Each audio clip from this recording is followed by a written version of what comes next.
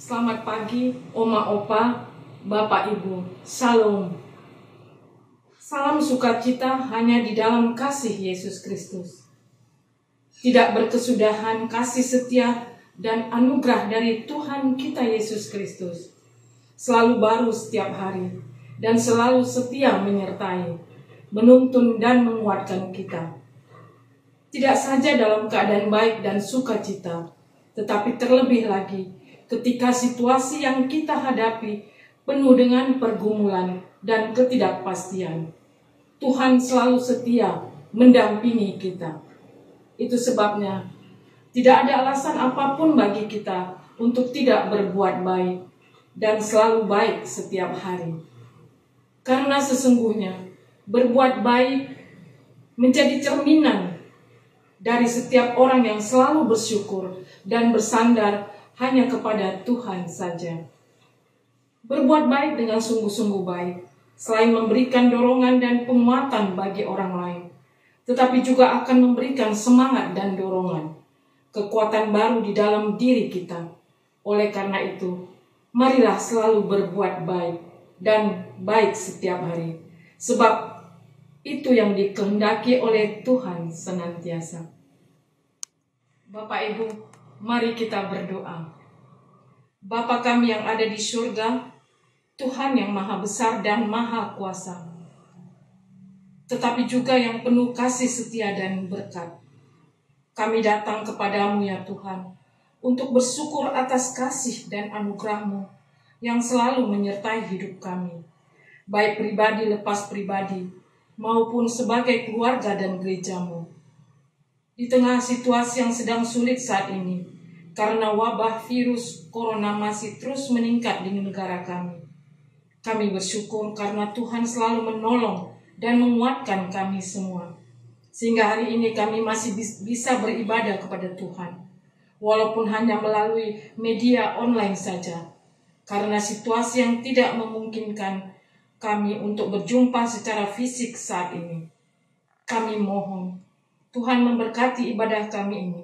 Berkati kami semua di rumah maupun di tempat masing-masing. Agar persekutuan ini, firman yang akan diberitakan sungguh-sungguh menjadi berkat bagi kami semua. Ampuni dosa dan kesalahan kami ya Tuhan. Dan terimalah doa syukur serta permohonan kami. Di dalam nama Yesus Kristus kami berdoa. Amin.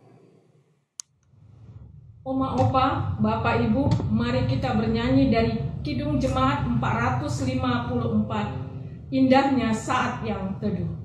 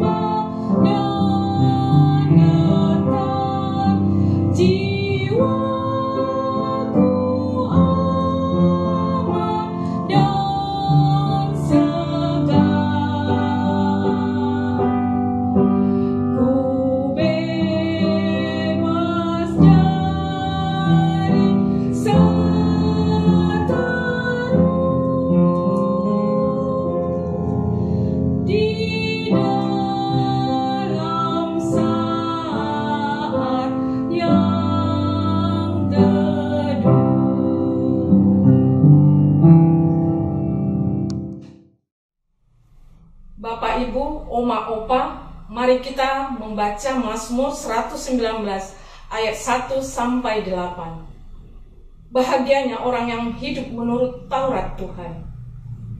Berbahagialah orang-orang yang hidupnya tidak bercela, yang hidup menurut Taurat Tuhan.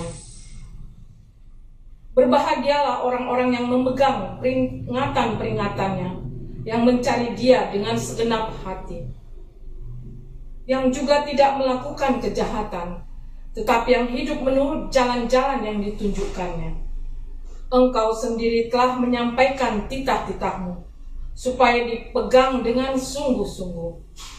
Sekiranya hidupku tentu untuk berpegang pada ketetapanmu, maka aku tidak akan mendapat malu.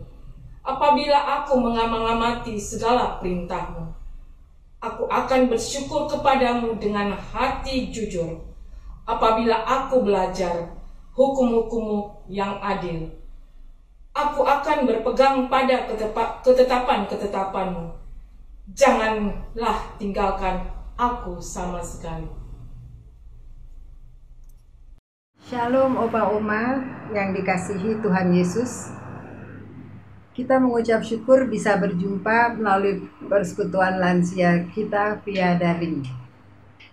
Lama kita tidak berjumpa, tapi puji Tuhan pada saat ini kita boleh berjumpa melalui persekutuan lansia kita. Hari ini tema kita cukup menarik, berbuat baik yang baik. Bacaan diambil dari Lukas 10 ayat 38 sampai 42. Mari kita mempersiapkan Alkitab kita, dan sebelumnya mari kita berdoa. Terpujilah Allah Bapa kami yang di sorga, melalui kasih-Mu kami boleh mengikuti persekutuan lansia saat ini. Bapa, urapi kami masing-masing dengan Roh-Mu yang kudus, sehingga kami boleh mengerti dan melakukannya dalam kehidupan kami setiap hari, khususnya hamba yang penuh keterbatasan. Roh Kudus kiranya menolong sehingga apa yang disampaikan seturut dengan kebenaran firman-Mu. Sebelumnya, ampuni dosa kesalahan kami dan layakkan kami menurut kasih sayang-Mu. Dalam nama Putra-Mu Yesus Kristus kami berdoa. Amin.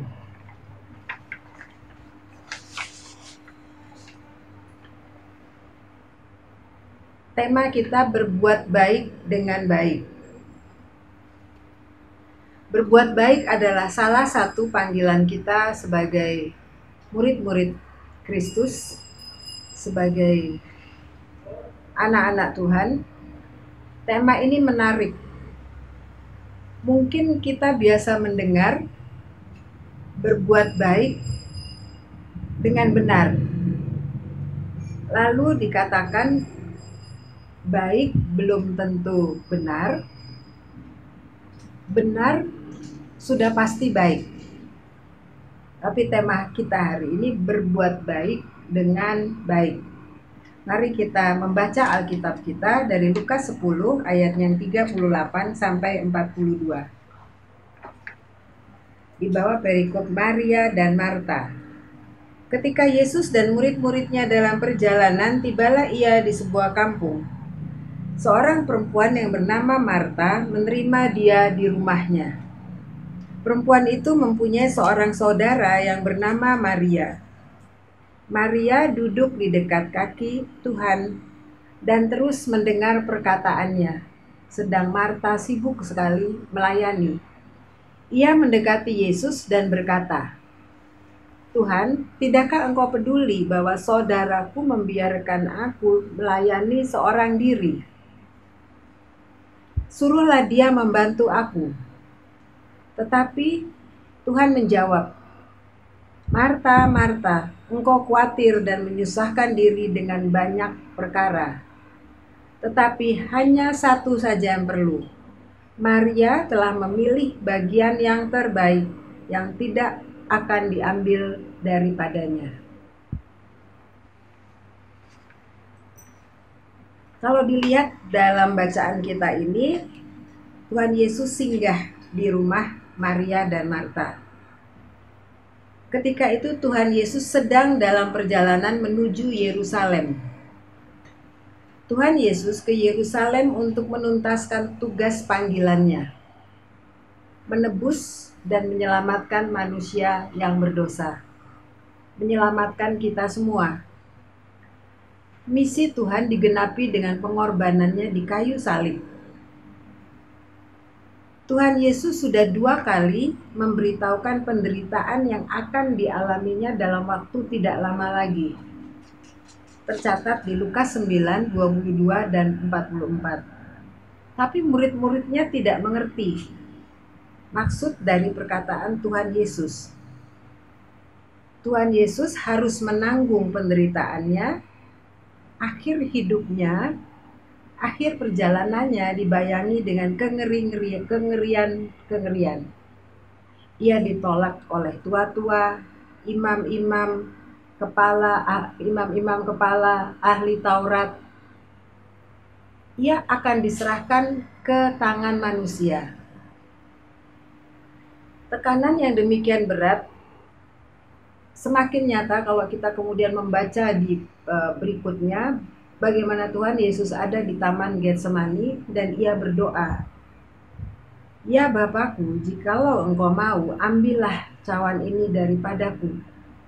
Tetapi bukanlah kehendakku, tetapi hanya kehendak-Mu." Tuhan Yesus sangat ketakutan.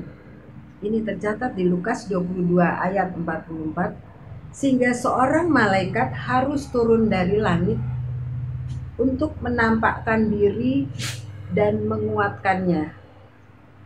Suasana penderitaan ini telah terasa ketika Tuhan Yesus dalam perjalanan dan ia singgah di rumah teman atau lebih tepat sahabatnya.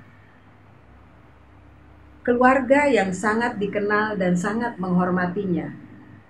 Ia berharap mendapat keteduhan, mendapat kenyamanan di rumah mereka. Dan ternyata ia mendapatkannya. Maria dan Marta menerimanya dengan gembira dan menjamunya. Marta kemudian bersibuk diri melayaninya. Marta digambarkan sebagai sosok tuan rumah yang baik. Selalu berusaha agar tamu-tamunya merasa nyaman.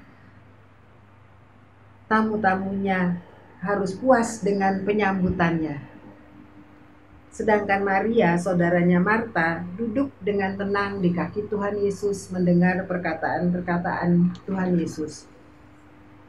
Marta mendekati Yesus seperti diceritakan tadi dan memintanya untuk menyuruh Maria membantunya. "Suruhlah dia membantu aku." Tapi jawaban Tuhan justru tidak terduga. Yesus malah menegur Marta. "Marta, engkau khawatir dengan banyak perkara, tapi satu saja yang perlu. Maria telah memilih bagian yang terbaik yang tidak akan diambil daripadanya." Sering dipahami bahwa Marta ditegur karena memang mungkin ia kesal karena dia sibuk di dapur, sedangkan Maria ada di dekat Yesus, bercakap-cakap dengan Yesus tamunya, sedangkan dia harus bersibuk diri di dapur sendirian.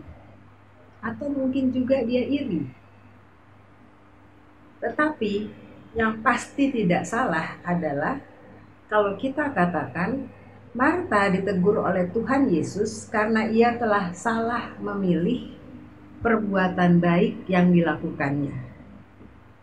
Dalam suasana hati yang tertekan, Tuhan Yesus terutama ingin didengarkan, bukan dijamu dengan makan minuman yang berlebihan. Maria memilih terus menemani Yesus, menyimak perkataan Yesus, mendengarkan perkataan Yesus. Maria telah melakukan perbuatan baik yang baik, seperti sesuai tema kita. Perbuatan baik yang dibenarkan Tuhan. Kita tentu pernah berbuat baik. Pastinya opa-oma sering berbuat baik. Dan kita juga merasa senang menerima kebaikan orang lain terhadap diri kita. Tapi terkadang kebaikan yang kita berikan tampaknya tidak terlalu terterima oleh orang yang kita berikan. Atau kebaikan hati yang kita terima juga kadang tidak kita terima. Terkadang kita bertanya, apakah teman kita cukup tulus melakukan kebaikan itu kepada kita? Ada suatu perasaan tulus nggak sih dia, gitu kan? Atau kebaikan atau perbuatan baiknya tidak sesuai dengan kebutuhan kita saat itu. Kembali kepada tujuan tema ini dibuat agar kita memahami dan dapat menunjukkan kebaikan hati dengan perbuatan dan perkataan pada saat yang tepat. Ada dua contoh untuk hal ini, yaitu perbuatan dan perkataan pada saat yang tepat. Saya mulai dengan contoh dari perbuatan yang tepat. Digambarkan ada seorang laki-laki pensiun, tinggal seorang diri, cukup sehat ketika ditinggal oleh istrinya dan hidupnya cukup bahagia. Tetapi anaknya ingin menyenangkan hati ayahnya karena dia melihat ayahnya itu kemana-mana naik sepeda motor. Ketika hujan terutama dia melihat ayahnya itu basah kuyup, mungkin belum sempat pakai jas hujan atau hujannya terlalu lebat, sehingga akhirnya anaknya itu membelikan mobil untuk ayahnya. Walaupun itu mobil second, tapi ayahnya sangat gembira dan anak pun ikut bergembira. Beberapa lama kemudian ada suatu perubahan. Mobil ini kelihatannya tidak sesuai dengan kondisi ayah, karena ayah ini sering berjalan-jalan ke tempat teman-temannya dan kebetulan ada beberapa yang harus melewati jalan-jalan sempit. Dan kemudian satu lagi yang terutama juga, dia pensiunan. Tentunya uang pensiun kan hanya cukup untuk makan dan minum. Dan sekarang dia harus mempunyai biaya ekstra untuk bahan bakar mobil. Akhirnya mobil itu hanya ditinggal di rumah di dalam garasi. Jadi kalau keadaannya seperti itu dan ayahnya kembali naik motor, kita bisa bertanya, apakah perbuatan baik sang anak diterima baik oleh ayah? Apakah itu sesuai dengan kebutuhan ayah? Itu kira-kira contoh dari perbuatan pada saat yang tepat.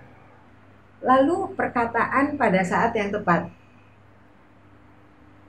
Seorang ibu janda tinggal seorang diri di rumah peninggalan almarhum suaminya.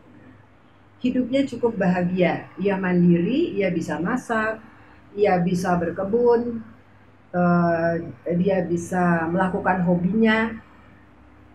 Hobinya seperti ibu-ibu seperti opa-oma di lansia, kreativitas. Jadi buat pernak-pernik, perhiasan, kemudian memasak, menjahit, banyak yang dia kerjakan dan dia sangat bahagia. Sampai suatu saat ia dikunjungi oleh tim kunjungan dari gereja tersebut, dari gerejanya dia. Pastinya kan dia sangat senang karena itu sesuai dengan kebutuhannya dia. Dia tinggal sendiri dan dia dikunjungi oleh tim kunjungan dari gerejanya. Mereka bercakap-cakap sampai akhirnya ada seorang wanita yang lebih muda dan anggota dari tim itu yang bertanya kepadanya, Ibu tinggal sendirian? Iya, kata si ibu. Anak-anak di luar kota. Kembali si ibu ini mulai bertanya, anak-anak di luar kota? Tidak, anak-anak di kota ini juga. Lalu kembali pertanyaannya itu menjadi lebih mengarah lagi. Loh, kok anak-anak di luar kota nggak datang kemari? Ibunya bilang, iya mereka datang kemari sekali seminggu. Mereka datang kemari bersama cucu-cucu saya dan mereka kadang-kadang menginap. Itu jawaban si ibu. Dan saya bahagia dengan keadaan itu. Anggota tim pengunjung ini kemudian bertanya lagi, wah anak-anak kok agak keterlaluan ya, begitu ya. Jadi dia mulai menilai, kok menengok ibunya hanya sekali seminggu, gitu kan. Si ibu masih menjawab, nggak apa-apa deh, aku kok tetap bahagia kok, gitu. Tapi keadaan berubah ketika malam tiba. Kan kalau malam tiba sendiri, suasana mulai sepi, dia mulai berpikir ke sana kemari, dan akhirnya dia berpikir, iya juga ya, kok anak-anakku ada di kota ini, kok mereka hanya mengunjungi aku sekali seminggu, bahkan kadang-kadang enggak. Akhirnya dia mulai menuntut anak-anaknya. Anaknya kan tadi ada 2. Dia mulai menuntut anaknya supaya lebih sering datang berkunjung. Tentunya ini tidak bisa dipenuhi oleh anak-anaknya di tengah pekerjaan mereka dan perjuangan hidup mereka dalam memenuhi kebutuhan hidup. Opa Oma mungkin bisa bayangkan ya, kalau kita lihat perjuangan hidup anak-anak kita saat ini, bagaimana mereka harus bekerja, menyita waktu mereka. Saya pikir ibu itu kemudian menuntut sesuatu yang anak-anaknya tidak bisa memenuhinya. Akhirnya ibu ini jadi kecewa, kesal, marah, sedih, emosi-emosi negatif yang harusnya tidak dimiliki oleh orang, apalagi seorang lansia. Kan karena emosi negatif menurunkan imun ya, Opa Oma ya. Akhirnya dia sampai pada taraf itu, tidak bahagia, mulai sakit-sakitan. Itu yang kira-kira terjadi. Kembali pertanyaan kita, apakah perkataan yang disampaikan oleh anggota tim kunjungan tadi tepat sasaran? Mungkin dia bermaksud baik, dia bersimpati. Mungkin pasti, dan saya pikir pasti dia maksudnya baik. Cuman perkataan itu tidak tepat sasaran dan akhirnya malah bikin si ibu yang tadinya bahagia jadi tidak bahagia lagi. Kembali kepada bacaan Alkitab kita. Marta juga bermaksud baik dengan pelayanannya. Bersibuk diri di dapur. Sehingga dia tidak punya waktu untuk berbincang-bincang, berbicara, bercakap-cakap dengan Tuhan Yesus. Perbuatan Marta tentunya bermaksud baik tapi kurang tepat waktu. Tuhan Yesus saat itu tidak memerlukan jamuan yang lengkap. Ia hanya punya waktu singkat untuk sahabat-sahabatnya.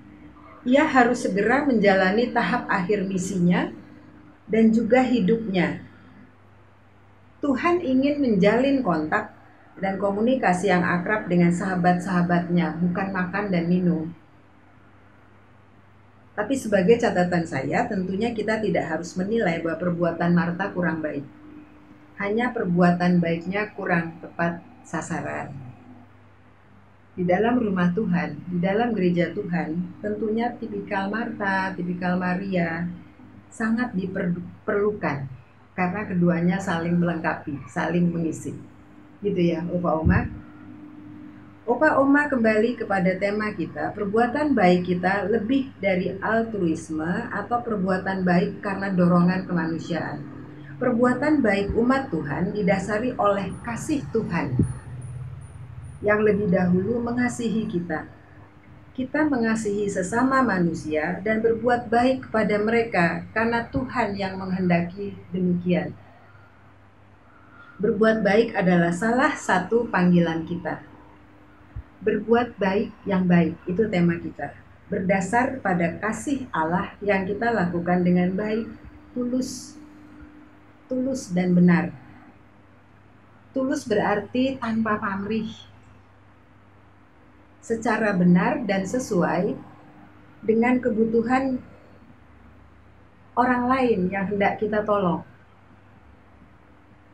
Opa Oma, saya punya suatu ilustrasi yang menarik yang ditulis oleh Lee Ryan Miller. Di ilustrasi ini sungguh sangat menggambarkan suatu perbuatan baik, perkataan baik, yang tepat sasaran, yang tulus. Judulnya Rantai Kebaikan. Bagaimana seorang laki-laki berbuat baik yang baik. Pada suatu sore hari, ia sedang mengendarai mobilnya. Dalam perjalanan pulang, keadaan ekonomi di kota itu sangat sulit dan pria ini pun mengalami suatu keadaan yang sulit ketika pabriknya ditutup dan ia menjadi seorang pengangguran. Jalan yang dilalui sepi dan keadaan mulai gelap, salju mulai turun. Dalam penerangan yang kurang jelas, ia melihat seorang wanita tua sedang berada di dekat mobilnya. Dan ia menduga pasti wanita ini sedang membutuhkan pertolongan.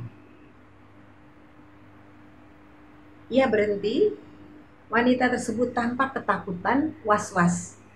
Pastinya dia berpikir, siapa orang pria ini yang datang kepada saya. Ia mengerti perasaan wanita itu dan mengatakan, lebih baik Anda tinggal di dalam mobil, lebih hangat karena di luar dingin. Oh iya, namaku Joe. Jadi dia memperkenalkan dirinya, namanya Joe. Singkat cerita, Joe menyelesaikan bantuannya memperbaiki ban mobil wanita itu yang kempis. Wanita itu pastinya sangat berterima kasih. Tidak putus-putusnya ia mengucapkan terima kasih dan ingin memberikan imbalan kepada Joe. Tetapi Joe sama sekali tidak pernah berpikir untuk mencari imbalan. Itu bukan kebiasaannya. Hal ini sekedar keinginan hatinya, kerinduan hatinya untuk memberi pertolongan kepada orang lain. Akhirnya Joe berkata, bila Anda benar-benar ingin memberi imbalan berupa uang kepadaku, lain kali bila Anda melihat ada orang yang memerlukan pertolongan, kiranya Anda sudi memberi pertolongan kepadanya. Dan Joe menambahkan, ingatlah kepadaku. Wanita melanjutkan perjalanan dan singgah di kedai kopi yang kecil. Mungkin itu hanya satu-satunya di tempat itu. Kedai kopi itu agak kumuh dan tampak pramusaji menghampiri. Senyum manis daripada pramusaji itu, walaupun ia harus melayani tamu-tamu yang tak dikenalnya sepanjang hari. Dia harus berdiri, tersenyum, melayani dengan ramah. Dan wanita ini memperhatikan dan ia melihat bahwa pramusaji ini memang sedang hamil, kira-kira 8 bulan. Bisa dibayangkan bagaimana dia harus melayani tamu-tamunya dalam keadaan seperti itu dan dia harus tetap tersenyum. Akhirnya dia berpikir bagaimana dia bisa ramah kepada orang-orang yang gak dikenal kan, yang datang gak dikenal. Tiba-tiba dia ingat akan Joe. Oh iya, saya ingat akan Joe. Tiba-tiba dia teringat, si Joe pernah bilang, ingat saya. Akhirnya dia selesai minum kopi. Ketika pramusaji sedang mengambil uang kembalian, wanita tua ini diam-diam meninggalkan kedai kopi dan dia meninggalkan tisu dan ada tulisan. Pramusaji ini melihat kok nggak ada lagi nih wanita tadi, dan ia menemukan tisu tadi dengan suatu tulisan. Sambil menangis, pramusaji itu kemudian membaca tulisan di tisu itu. Anda tidak berutang apapun kepadaku. Aku pun telah mengalami pengalaman yang sama. Seseorang telah menolong aku. Seperti juga aku telah menolongmu. Bila Anda ingin membayarku kembali, inilah yang dapat Anda lakukan. Jangan membiarkan rantai kasih atau rantai kebaikan ini berhenti pada dirimu. Jadi itu yang dikatakan, jangan biarkan rantai kasih atau rantai kebaikan ini berhenti pada dirimu. Pramusaji itu pulang dan sambil terheran-heran dia melihat bagaimana wanita itu bisa mengetahui uang yang dibutuhkan oleh dia dan suaminya untuk bulan depan dia akan melakukan masa persalinan. Itu adalah suatu masa yang berat. Jadi kita bisa melihat bagaimana perbuatan baik, yang baik, tulus dilakukan, tepat sasaran, dan tetap mengharapkan itu adalah suatu rantai kasih yang terus akan berlanjut. Opa Oma, mari kita berbuat baik dengan baik. Terutama dalam situasi pandemi COVID-19, kita bisa manfaatkan untuk berbuat baik yang baik. kepada mereka yang sungguh-sungguh membutuhkan. Kita bisa menyampaikan kasih kita lewat program gereja kita, Ruang Kasih, yang ada di gereja kita, merupakan program dari gereja kita. Kita bisa menyatakan berbuat baik yang baik kepada keluarga kita. Situasi pandemi ini membuat kita semakin banyak di rumah, semakin dekat dengan keluarga, kita semakin dekat dengan anak-anak kita, dengan suami, dengan istri, orang tua, semakin mengerti kebutuhan-kebutuhan mereka. Jadi kita tidak salah berbuat baik. Surat Paulus kepada jemaat di Galatia. Janganlah kita jemu-jemu berbuat baik. Karena apabila sudah datang waktunya, kita akan menuai jika kita tidak menjadi lemah. Selamat berbuat baik, yang baik, Opa Oma. Tuhan Yesus memberkati. Opa Oma, Bapak Ibu, untuk mengaminkan firman Tuhan yang telah kita dengar bersama, mari kita bernyanyi dari Kidung Jemaat 370, Ku mau berjalan dengan juru selamatku.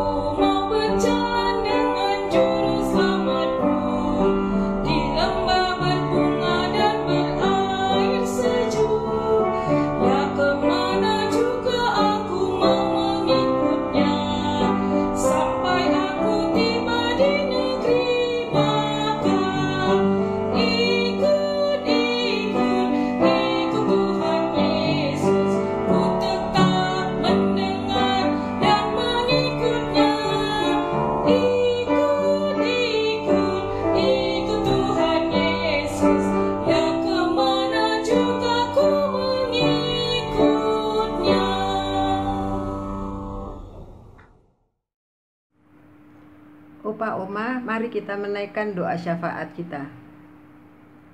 Bapa kami yang baik, yang mendengar setiap doa-doa kami mengucap syukur untuk persekutuan lansia online pada saat ini.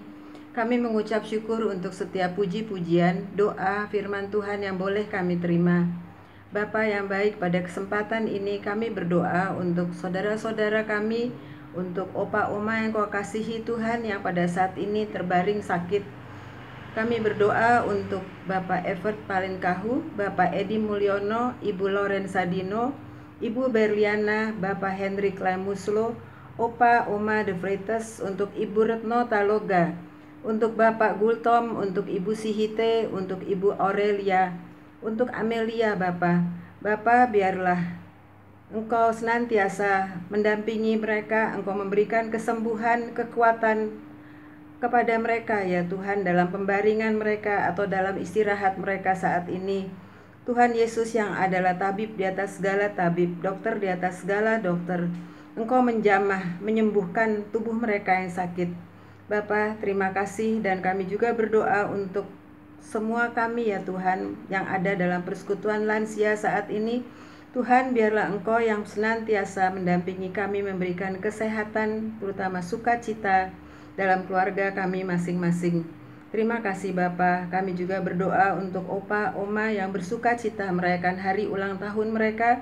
Tuhan, biarlah Engkau juga yang memberikan mereka terus sukacita, terutama ya Tuhan, kesehatan, kekuatan dalam kehidupan mereka bersama dengan keluarga mereka. Bapa, terima kasih. Kami juga teringat akan pengumpulan dana dan pelaksanaan pembangunan kompleks GKI Jati Asih. Tuhan Yesus kiranya memberi hikmat bagi panitia dan kelancaran dalam prosesnya, sehingga semua bisa terlaksana dengan baik dan semua hanya untuk kemuliaan nama-Mu. Terima kasih Bapa. Kami berdoa bagi pendidikan anak-anak yang mungkin akan berlangsung 13 Juli nanti ya Tuhan, pada tahun ajaran baru. Bapa, biarlah mereka juga dapat mengikuti pendidikan dengan baik. Berikan kesehatan, kepintaran ya Tuhan, hati yang takut akan Tuhan. Dan kepada orang tua juga mendapatkan hikmat dalam mendampingi mereka. Terima kasih Bapa. Kami berdoa bagi tenaga medis yang bertugas, orang-orang yang dalam pengobatan, serta keluarga yang mendampingi. Tuhan berikan kekuatan, Juga Bapa, untuk keluarga yang berduka terkait pandemi COVID-19, Engkau yang mendampingi memberi penghiburan senantiasa, karena penghiburan yang sejati sungguh Engkau berikan kepada mereka. Terima kasih Bapa, teringat juga untuk bangsa negara Indonesia. Tuhan, kiranya Engkau berikan hikmat kepada para pemimpin kami, dari presiden, wakil presiden, sampai kepada pemerintah daerah. Karena kesejahteraan kota, negara adalah kesejahteraan kami juga. Kami boleh ada di dalam kasih-Mu ya Tuhan, untuk menjadi berkat bagi kota, bagi negara kami. Bapa, terima kasih senantiasa kami Opa Oma berdoa untuk Pendeta Budi Ningrum Sani dan juga untuk Pak Doli. Tuhan yang memberikan kekuatan, kesehatan, urapan roh-Mu yang kudus kiranya terus menyertai dalam mereka melayani. Tuhan berkati mereka bersama dengan keluarga mereka masing-masing. Juga kami berdoa untuk majelis jemaat, bidang komisi-komisi yang ada, setiap program kerja yang ada.